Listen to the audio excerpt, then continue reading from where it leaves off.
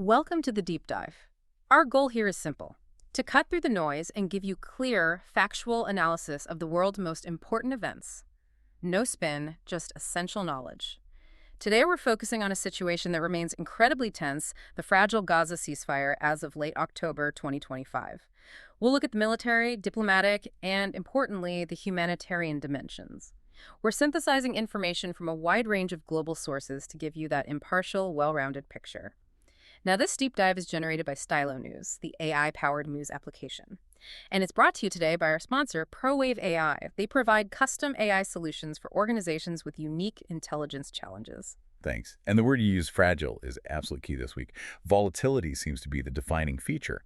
The U.S. brokered ceasefire, which came together earlier this month, it's being tested constantly. We're seeing a pattern, really, of breaches reported by both sides. It just underscores how thin this agreement truly is. Okay, let's break that down. What specific breaches are being cited by Israel recently? Israeli reports mention multiple attacks targeting their troops. These incidents are often near Rafah and also near that agreed-upon internal boundary, the yellow line. From their perspective, these are clear violations of the terms set out in the truce agreement. And the Israeli response followed quickly. Yes, very quickly. Immediate, in fact. Prime Minister Netanyahu ordered quite powerful airstrikes in retaliation, hitting areas like Gaza City and Khan Yunis. It sends a clear message, despite the truce, about Israel's insistence on its right to act independently on security matters. That kind of immediate retaliation carries a heavy price, doesn't it? Our sources are confirming significant damage, and sadly, civilian casualties. We're hearing at least 17 deaths reported just from these most recent strikes. And that's on top of the 42 fatalities reported from earlier operations around October 19th. It's a stark reminder that truce doesn't necessarily mean peace on the ground. It certainly doesn't. And, for balance, we have to look at the counter-narrative. Hamas is denying involvement in some of these attacks. Their claim is that these actions are carried out by rogue militants groups not directly under Hamas command or control. That's a critical point they're making. Are there other counterclaims from Hamas? Yes. They've explicitly accused Israel of committing, they say, over 125 ceasefire violations themselves. And perhaps more contentiously, they've accused Israel of staging certain incidents for propaganda, things like fabricating attacks or even, they claim, faking discoveries of hostage remains. Right, and that level of accusation just highlights the deep, deep mistrust. It makes establishing objective facts incredibly distant for anyone. Exactly. The blame game, as you called it, really obscures the reality. Okay, so let's shift to the diplomatic chessboard. Who are the key players trying to hold this fragile structure together, and what are their positions? Well, you have to start with the U.S. administration, the architects of the deal. President Trump has invested heavily in this, framing it as a historic achievement.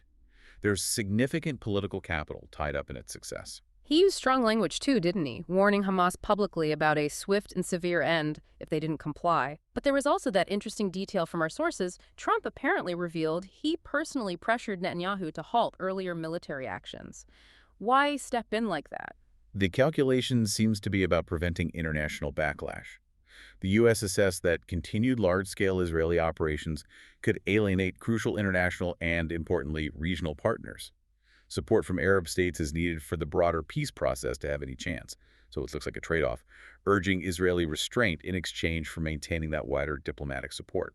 That's a high-stakes balancing act, managing the alliance while pursuing broader diplomatic goals. What about others in the U.S. administration? Vice President Vance has been quite active on the ground diplomatically.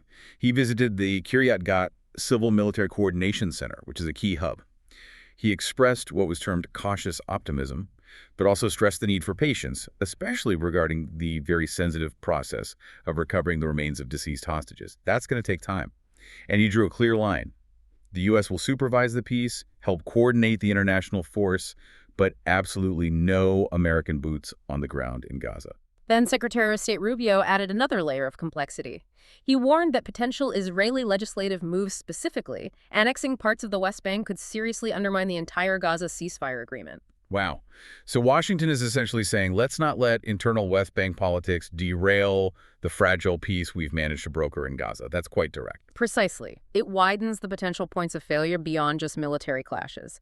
Now, turning to Prime Minister Netanyahu's reaction to this U.S. pressure. He pushed back. He's been very firm. He's emphasized Israel's sovereign right to decide its own security policy, essentially rejecting any notion that the U.S. dictates its actions in Gaza. Israel maintains its commitment to counter threats, truth or no truce, and insists that full Hamas disarmament is an absolute prerequisite for any real progress towards lasting peace. He's sticking to his core security stance. Okay, and how are Hamas and their key backer, Iran, navigating this? Hamas supports the ceasefire, but conditionally. They are resisting disarmament strongly unless they get concrete guarantees regarding Palestinian statehood. For them, the ceasefire is leverage, not the end game. And Iran, their quiet endorsement of the ceasefire seems unexpected. It seems strategic. It signals a calculated move by Tehran, likely aimed at shifting its regional image. By backing the truce, they can try to paint Israel as the main obstacle to peace if instability continues, rather than Iran's own network of proxies. It's a PR move on the international stage, essentially. It's a complex dance with everyone trying to position themselves advantageously. Let's dive into the impact of all this local, national, and international. Locally, inside the Gaza Strip, the humanitarian situation remains desperate. Despite some aid getting through, and it's been slow and inconsistent, you have widespread destruction, critical shortages of essentials like food and medicine. The crisis is very real and potentially worsening. And people are still displaced. Yes, nearly 500,000 people are still displaced since the ceasefire began. On top of that, you have local instability. Hamas is trying to reassert control in certain areas, which complicates governance efforts. And as mentioned, the slow, incredibly sensitive process of recovering hostage remains adds another layer of trauma and difficulty for the community there. Moving up to the national level in Israel, what are the pressures? Israel is caught in a tough spot. It's balancing that core need to respond to security threats against significant international diplomatic pressure from allies and mediators. Plus, that internal political debate over potential West Bank annexation is creating major friction within the country right now. And regionally. Mediators like Egypt are absolutely crucial. They're working constantly behind the scenes, trying to solidify the truce, hosting talks with different Palestinian factions to try and pave the way for some kind of functional post-conflict governance in Gaza. Looking internationally, the U.S. effort to build support, financial, military, diplomatic for stabilization force is really central, isn't it? Qatar seems key there. Qatar is pivotal, yes. President Trump met directly with Qatari leaders. It was partly to acknowledge their role, but also, crucially, to discuss the nuts and bolts of this proposed international stabilization force, who joins, who pays. And then there's Turkey. Their growing influence in Gaza is interesting because it's apparently supported by the Trump administration, maybe as a regional counterweight. But some Israeli analysts see it as a potential risk down the line. Right. The concern cited in some analyses isn't just about immediate military actions. It's about Turkey's longer-term regional ambitions. Some Israeli thinkers worry that Ankara's goal is eventually to supplant traditional Arab states as the main patron for Palestinian interests. That kind of geopolitical shift could be more destabilizing in the long run than even the current threats. It's a focus on future diplomatic influence. That's an important nuance. We also heard Jordan's King Abdullah express reluctance about deploying armed troops. That really highlights the difficulty of finding nations willing to take on the risks of military enforcement. Definitely. And finally, on the international front, Cyprus has stepped up. Leveraging its location, they've proposed a detailed 6-step reconstruction plan using maritime routes for aid and rebuilding. They're trying to offer a practical logistics solution given the dangers of land routes. Okay, this brings us to the narrative itself, how this is all being perceived.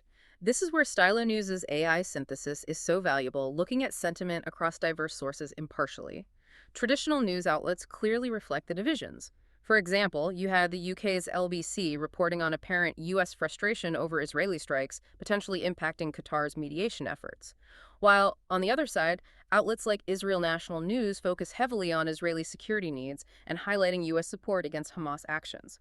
Very different framings. And the analysis of public discourse on X, formerly Twitter, paints an even starker picture of polarization. The AI found the overall mood is extremely tense and polarized. Sentiment under the hashtag Gaza hashtag is overwhelmingly negative, somewhere between 75 and 85% negative. That's driven almost entirely by the humanitarian crisis, the images and stories of suffering. And the arguments over who's to blame are intense online. Absolutely dominant. The hashtag Hamas hashtag also shows about 80% negative sentiment, mostly condemning the group. Much of the online discussion revolves around assigning blame for why the truce is so fragile. You see fierce debate over Israeli claims about Hamas propaganda versus Palestinian accusations that Israel fabricates incidents. But amidst all that negativity, there was a slight positive signal. Yes. Interestingly, the hashtag peace hashtag showed mixed sentiment, but leaned slightly positive, around 40 to 55%. It suggests that despite the deep skepticism and the ongoing violence, there is still a visible segment calling for diplomacy, advocating for a way out of the cycle. That desire for diplomacy is crucial because the path ahead looks incredibly challenging. So for our listeners, what are the key developments they should watch closely in the near future? Okay, first, keep an eye on diplomatic progress regarding the Board of Peace. This is the U.S.-led initiative for overseeing Gaza's reconstruction. The next steps involve negotiations between the U.S. and key Arab states to finalize its mandate, especially around funding, and who actually controls the reconstruction efforts. Agreement there is vital. Second, that major political flashpoint, the Knesset vote. Monitor the Israeli parliament's votes on those West Bank annexation bills. Secretary Rubio's warning was explicit passage could put the entire Gaza deal at serious risk. Third is the International Stabilization Force. Watch for deliberations at the UN Security Council, likely early next year, about authorizing this force. Its formation depends on Israel agreeing to its specific mandate and, crucially, on countries like Indonesia and Qatar actually committing troops. And fourth, the humanitarian situation. We need to see if international efforts manage to significantly scale up aid deliveries.